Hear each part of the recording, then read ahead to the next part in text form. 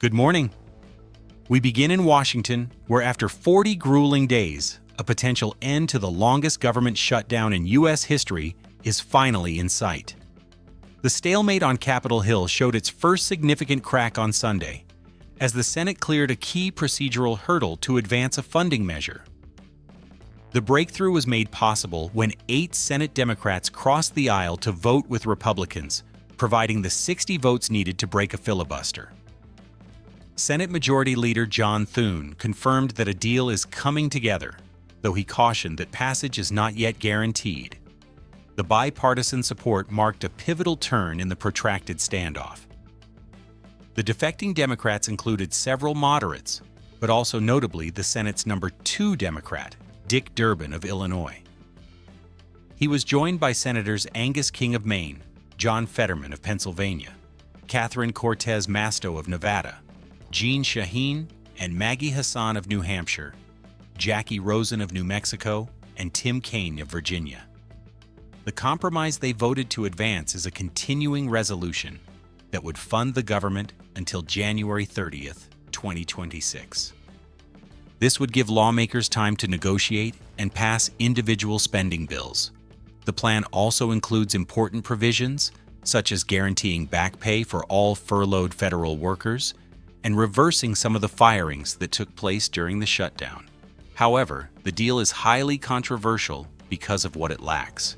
For weeks, Democrats had held a firm line, insisting that any funding bill must include an extension of Enhanced Affordable Care Act subsidies, which are set to expire. These subsidies, originally passed as part of the American Rescue Plan, have lowered healthcare premiums for millions. The compromise on the table contains no such extension. This has created a deep and public rift within the Democratic Party. Senate Minority Leader Chuck Schumer panned the deal, arguing that Republicans showed that they are against any healthcare reform by rejecting a Democratic counterproposal. He stated he could not, in good faith, support a bill that fails to address what he calls a devastating healthcare crisis for American families. The backlash from the progressive wing has been even more severe. Senator Bernie Sanders of Vermont publicly condemned the 8 Democrats who broke ranks, calling their decision a very, very bad vote. In a video message, Sanders argued that allowing the subsidies to expire would cause healthcare premiums to skyrocket for over 20 million Americans. He also warned that the Republican framework paves the way for deep cuts to Medicaid, which could strip 15 million people of their coverage. Citing a Help Committee report and research from public health experts, Sanders claimed such cuts could lead to more than 50,000 preventable deaths annually. He framed the vote as a surrender that gives President Trump a green light to go forward toward authoritarianism. In exchange for their crucial votes, the defecting Democrats received only a promise from Majority Leader. The Federal Aviation Administration has begun implementing an emergency order to slow down air travel across the country, citing critical staffing shortages among air traffic controllers who have been working without pay.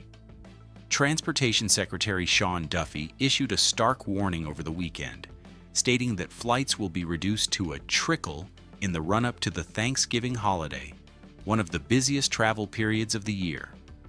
The slowdown is being implemented in stages at 40 of the nation's major airports. The FAA began with a 4% reduction in flights last week on November 7th. That rate is set to increase to 6% tomorrow, November 11th. It will escalate further to an 8% reduction on November 13th. And finally, a 10% cut in scheduled flights on November 14th. This emergency order is the first of its kind in the FAA's history, highlighting the unprecedented strain the shutdown has placed on the nation's aviation infrastructure. Travelers are being urged to check with their airlines for frequent updates, as widespread delays and cancellations are expected to intensify in the coming days, threatening to throw holiday travel plans into chaos for millions of Americans, even if a funding deal is reached this week. In other major news from Washington, President Donald Trump has issued a sweeping series of pardons for several key allies who were involved in efforts to overturn the 2020 presidential election. The announcement was made late Sunday night by U.S. pardon attorney Ed Martin. In a proclamation, President Trump granted full, complete, and unconditional pardons to dozens of individuals. Those receiving pardons. The move is certain to generate significant political and legal debate in the days ahead.